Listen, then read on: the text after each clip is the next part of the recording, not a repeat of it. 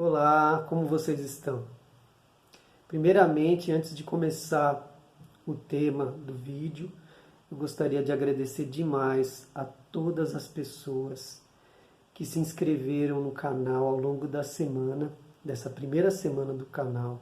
Eu fiquei muito surpreso, eu queria agradecer demais. Muito obrigado, viu, gente? Bom, e antes de começar a falar do Perto do Coração Selvagem, da Clarice Lispector, né? Eu queria mostrar aqui os livros dela que eu li anteriormente, né? Desde adolescente, assim. Então, eu li, claro que o primeiro que eu li foi A Hora da Estrela.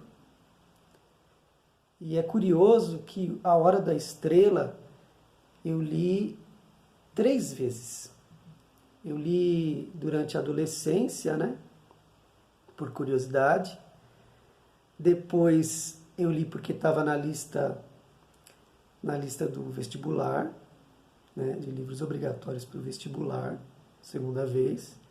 E a terceira vez eu li numa disciplina da faculdade de literatura brasileira, que era Guimarães Rosa e Clarice Lispector.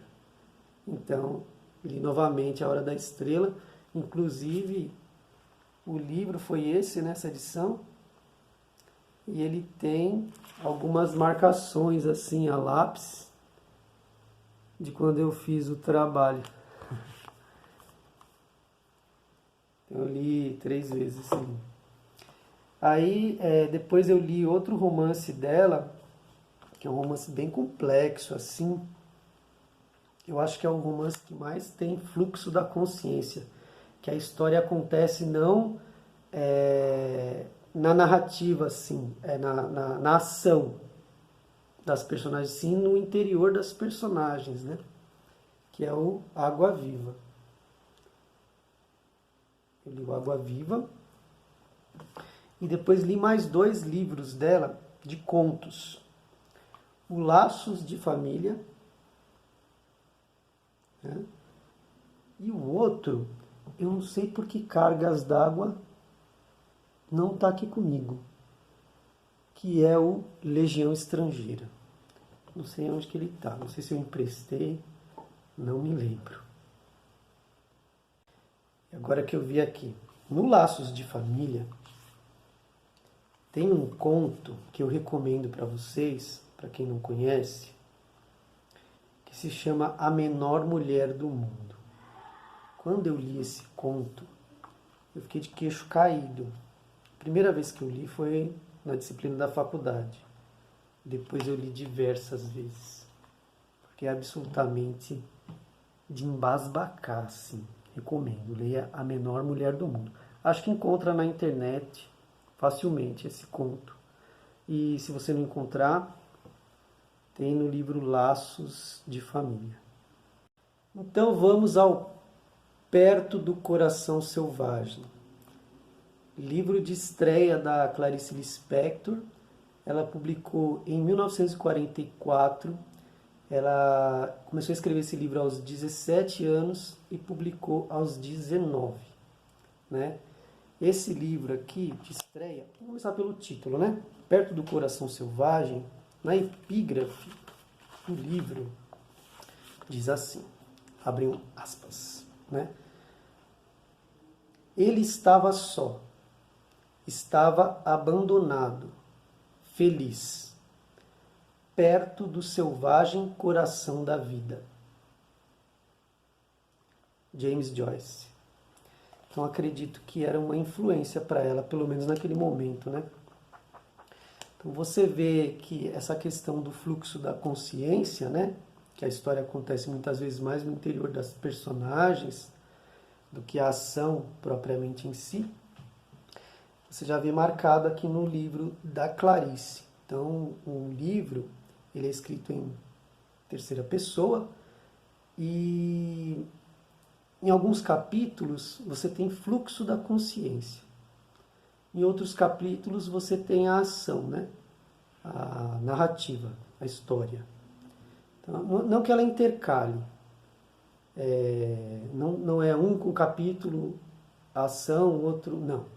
Mas você tem capítulos espalhados, diversos, assim, nessa forma. Bom, Perto do Coração Selvagem, a história basicamente é sobre a menina Joana, né? Começa ela menina de cerca de 10 anos, e ela tem um diálogo com o pai, falando que ela escreveu um poema, algo nesse sentido. E aí você avança um pouco na história, de um capítulo para o outro, ela está sendo conduzida pelo tio para a casa dos tios, né? E lá chegando, ela é recebida pela tia, o tio leva, né? Ela é recebida pela tia, que a abraça e diz: pobre orfanzinha, coitada da orfanzinha, alguma coisa assim. E aí você pensa, peraí, ela tinha um pai, então a mãe morreu. Aí, pelo menos eu como leitor, fiquei nessa dúvida. A menina sai correndo da casa, sobe uma colina ou uma duna, porque a casa é na praia. E aí ela se joga no chão, na areia, com o rosto na areia, começa a chorar. E aí vem um pensamento em terceira pessoa, mas que pode ser também da personagem, que diz que Joana perdeu o pai, mas ganhou a praia, como uma espécie de compensação, né? Porque o que ia acontecer? Ela ia passar a morar com esses tios na praia. O que ocorre é que ela é uma garota muito introspectiva e por conta dessas perdas e dessa mudança brusca no ritmo da vida dela, ela acaba ficando uma menina muito fechada. E isso acaba incomodando a tia, né? E ela acaba sentindo um certo medo da menina, porque a menina aparece do nada do lado dela, e ela olha como se fosse uma aparição, assim, e o jeito da menina fechado, de não conversar, de não falar, de não interagir, a incomoda. Então tem um momento que a tia, conversando com o tio no quarto, diz que o melhor a fazer era colocar a menina no internato. E a Joana ouve pela fresta da porta aberta, de passagem ela acaba ouvindo. Então, na hora do jantar ou do almoço, na hora da refeição, todos quietos, em silêncio, os três na mesa, e ela, apesar daquele mutismo dela, que era comum, ela quebra o silêncio perguntando: quando que eu vou para o internato? E a tia fica chocada, porque como ela sabe disso? Como se ela não pudesse ter escutado de passagem. Nós, leitores, vemos que ela escutou de passagem pela porta. E aí a menina é vista como se fosse algo demoníaco, assim, como se ela fosse um demônio. E a menina é colocada no internato, e esse mesmo espírito dela, antissocial, se apresenta diante dos colegas, das outras crianças no internato. Então ela é uma figura meio deslocada. E acaba tendo problemas assim de relacionamento também no internato. Aí você tem um salto temporal, e ela já está adolescente, tem cerca de 15 ou 17 anos, e ela faz amizade com um professor de literatura. E ela frequenta a casa desse professor. E ela meio que está apaixonada por um professor. E a esposa do professor tem um momento que eles estão conversando sobre literatura. E a esposa do professor chega pelas costas do marido e põe a mão no ombro dele e olha para a menina e dá um sorriso. E aí ela percebe que ela não é muito bem-vinda ali. Então ela se despede do professor, percebe que ela não ia ter chance com o professor. E ela não volta mais. E aí o que acontece? Nós temos outro salto temporal, ela já é uma jovem adulta, cerca dos seus 20 anos, e ela se apaixona por Otávio. Otávio, ele tinha uma noiva, ele estava noivo de uma moça chamada Lídia.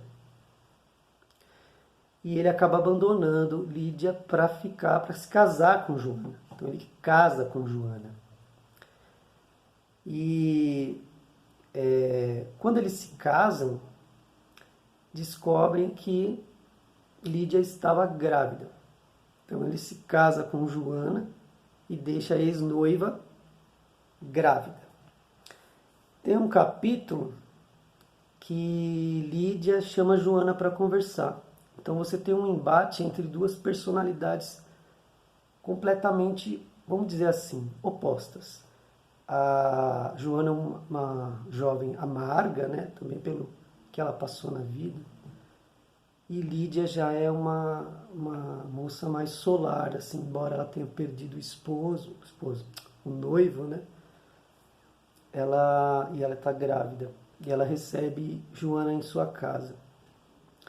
Então Lídia, as duas se sentam e fica naquele mutismo, ninguém começa a conversa. Mas ambas sabem por que estão reunidas ali. Então Joana fala, então estamos conversadas. E já vai se levantar para sair. Só que Lídia diz, não, nós precisamos conversar. E Joana, irritada, diz, é sobre Otávio? Sim. Aí elas começam a conversar e acontece algo curioso, que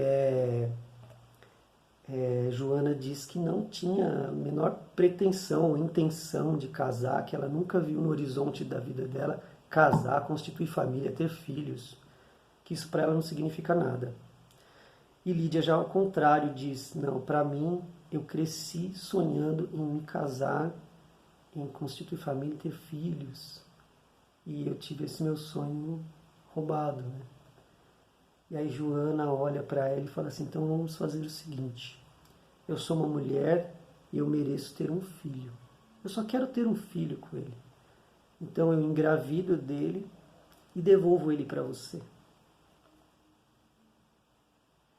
Sem querer dar muito spoiler da história, mais do que eu já dei, mas assim, é muito interessante, assim, e é incrível como uma história tão surpreendente de relações humanas, assim, entre casais que estão se formando e tal, saiam da cabeça de uma menina de 17 anos, né?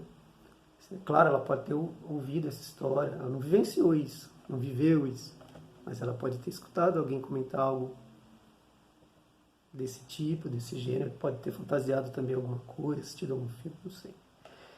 E é curioso o jeito que ela coloca esse embate entre as duas e lavando a roupa suja ali, vamos dizer, né? E a Joana, ela reencontra o professor já está mais velho, já está separado da esposa e ele já está decadente e ele não, assim, fisicamente não mais a atrai. Então é bem triste quando ela reencontra esse professor e muitas outras coisas acontecem nesse romance. Eu contei aqui mais ou menos metade do romance, uma breve sinopse, né? Mas vale muito a pena ler, gente. Eu li essa edição do Perto do Coração Selvagem. Quando eu terminei de ler a edição, eu descobri que eu tinha outra, que é essa edição aqui do Mulheres na Literatura, volume 1. Que é uma edição bem bonita, capa dura, de banca de jornal, da Folha, né? Então eu acabei descobrindo que eu tinha 2 edições. O cara que compra livro não sabe que já tem, né? Aí compra. Na verdade, eu comprei esse livro e esse livro eu ganhei da minha mãe. Foi isso. E é isso, gente.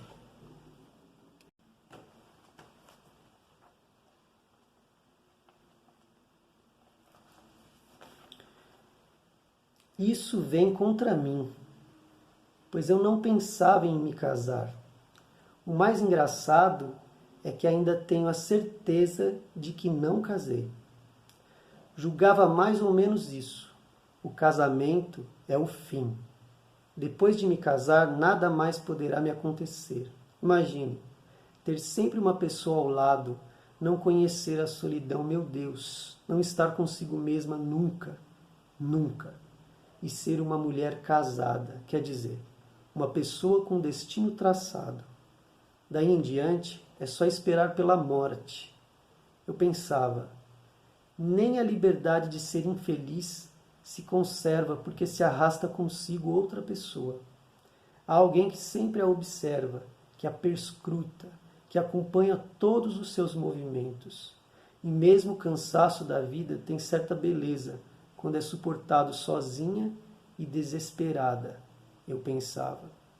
Mas a dois, comendo diariamente o mesmo pão sem sal, assistindo à própria derrota na derrota do outro. Isso sem contar o peso dos hábitos refletidos nos hábitos do outro, o peso do leito comum, da mesa comum, da vida comum, preparando e ameaçando a morte comum. Eu sempre dizia, nunca. Então é isso, pessoal. Obrigado para quem assistiu o vídeo até aqui e até a próxima.